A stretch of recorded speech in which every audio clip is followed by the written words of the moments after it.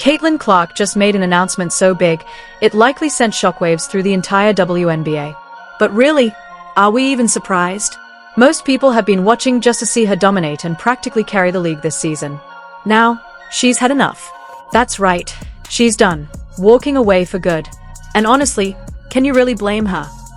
She struggled with physical defense she's faced at the professional level and voiced frustration with the league's officiating, recently telling reporters, quote, "I feel like I'm getting hammered and everybody is physical with me, and opponents get away with things that other people don't get away with." That's what Caitlin Clark said. This league never deserved her in the first place.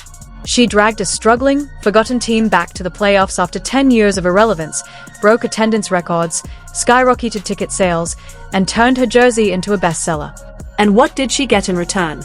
A cheap shot to the eye, hard shoulder hits, a 6-point loss, technical fouls, baseless accusations of racism, and a reputation for being disrespectful. What I am upset about is like, hey man, your meal ticket is under constant attack. There's been dirty plays all season. If that's the kind of gratitude you get for making the league worth watching, I'd walk away too. But do you know what really pushed her over the edge? What finally made her drop this bombshell? And what exactly did she say that made it crystal clear she's done with all of it? Let me break it all down for you. Those guys, they're the racists, when really, y'all are the racists. The people coming up with excuses to hate Caitlin Clark and the new fan base that she brought. Honestly, you could see it coming from a mile away. The frustration in Caitlin Clark's eyes had been growing for weeks. But the breaking point came when the Indiana Fever were knocked out of the playoffs in a heartbreaking loss to the Connecticut Sun. Please don't forget to like the video and subscribe my channel for more awesome content. Thanks. She's just not built for the physicality of this league. Yeah, and she's not quick enough to get away from the physicality. With a final score of 87-81, Clark played like everything was on the line, putting up 29 points, 10 assists, and 7 rebounds. She was doing everything she could to carry the team on her back.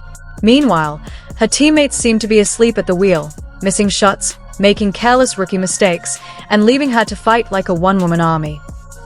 This kid's on the wrong team. She's got the wrong skill set to handle the physicality of that league, and she's a rookie. Let's talk about Temi Fagbinal. Where do I even start? Her performance was nothing short of a disaster. She made critical errors, like a shot clock violation at the absolute worst time, just when the Fever needed to shift the momentum. When she wasn't standing around looking completely out of sync, she was going 0-for-3 and basically gifting the ball back to the Sun like it was a souvenir. Now, be honest, don't you kind of agree with Gino when he said, "Yeah, but she needs to be on a better team." But wait, Victoria Vivians wasn't any better. A veteran who's supposed to shine under pressure? Instead, she completely disappeared. Just 6 points on 2 of 10 shooting. Seriously, 2 out of 10. She wasn't just missing. She was bricking wide open shots that most people could hit in their sleep. And then there's Kelsey Mitchell, Indiana's go-to scorer, who chose the worst possible moment to vanish. 9 points on 3 of 12 shooting. 3 of 12. She looked totally out of rhythm, hesitating, passing up good looks, and when she did finally take shots, airballs. It was like she got stage fright at the exact moment the Fever needed her to step up and deliver.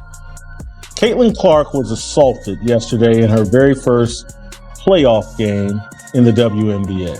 Watching Clark out there giving it everything she had, only to see it all fall apart around her, was heartbreaking. Every time she nailed a clutch 3 or pulled off something incredible, her teammates would stumble, cough up the ball to the Sun, and throw her that helpless "oops, my bad" look. You could see the frustration in her body language. Every missed shot, every turnover, hit like a gut punch. It's not like she didn't show up either. She played the full 40 minutes at full throttle, pouring everything into the game. And still, it wasn't enough.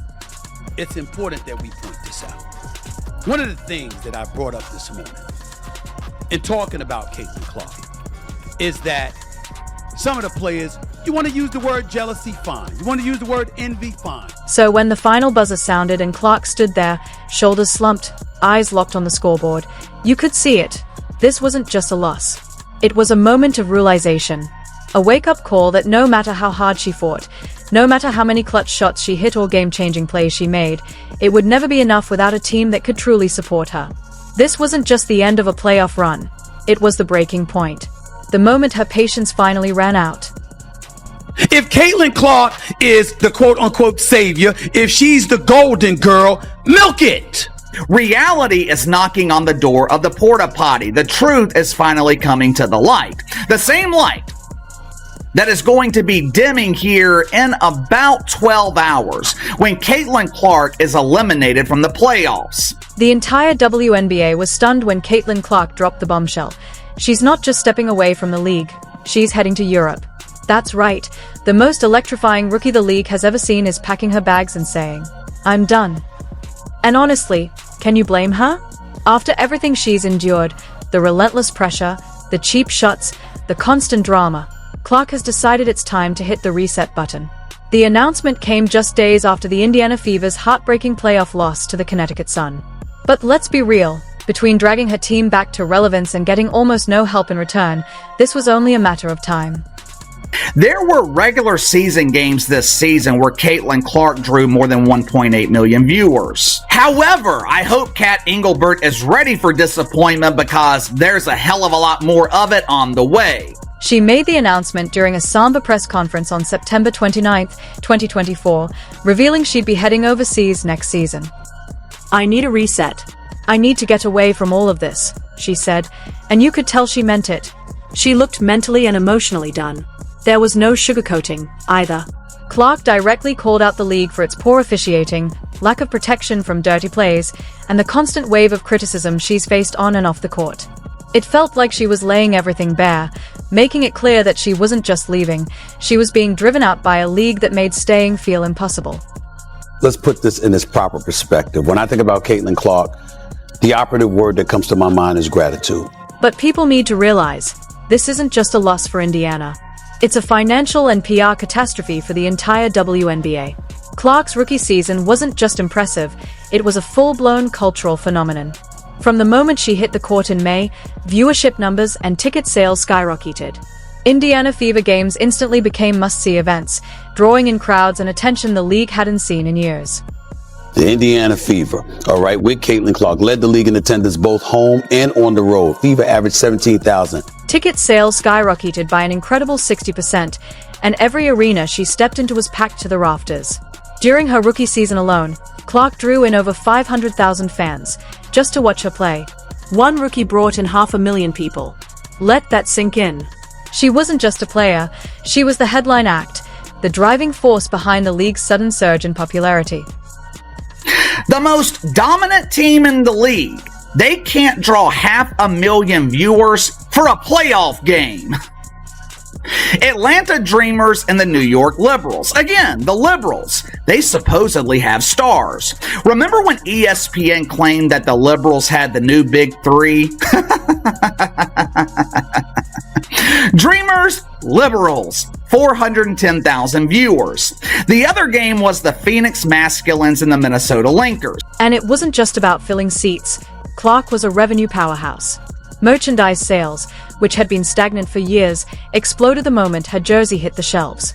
By August 2024, her jersey became the top seller in WNBA history, even surpassing legends like Sue Bird and Diana Taurasi. Indiana's Gainbridge Fieldhouse, once nearly empty, suddenly became the hottest venue in town. Fans were dropping $200 just for courtside seats. Caitlin Clark wasn't just making history, she was printing money for the league. But if you're not delivering the product and you're not making the revenue and you're not, giving people the entertainment that they want, then you're not going to make any money and your league is going to suck. And now, just like that, it's gone. With Clark heading to Europe, both the Fever and the WNBA are staring down a potential financial crisis. Just look at the numbers. In 2023, Indiana averaged a dismal 3,000 fans per game. But in 2024, after Clark joined, that number shot up to 15,000, a staggering 400% increase, all because of her. Do the math, and that surge brought in over $5 million in regular season ticket sales alone. Without her, those numbers vanish. This isn't just losing a star, it's losing the golden goose. And her influence didn't stop at the arena. She was a game changer for broadcasting too. In June 2024, when the Fever faced the New York Liberty on ESPN, the game drew 1.5 million viewers, more than the average NBA game on TNT. That's the kind of pull Clark had. I'm simply saying the issue is about marketing versus basketball. The merits of playing basketball compared to the merits of bringing marketing into the equation to influence potential decisions. The WNBA had never seen numbers like this before. Clark's games were pulling in more viewers than high-profile matchups between stars like Breanna Stewart and AJA Wilson, or Sabrina Ionescu versus Kelsey Plum, the kind of games the league used to rely on for ratings. Clark flipped the script and completely redefined what drove viewership. And after all that, what did she get in return? Start counting. First up, Alyssa Thomas loudly claiming that Clark's rise was fueled by racial bias, as if her record-breaking performances and impact didn't speak for themselves.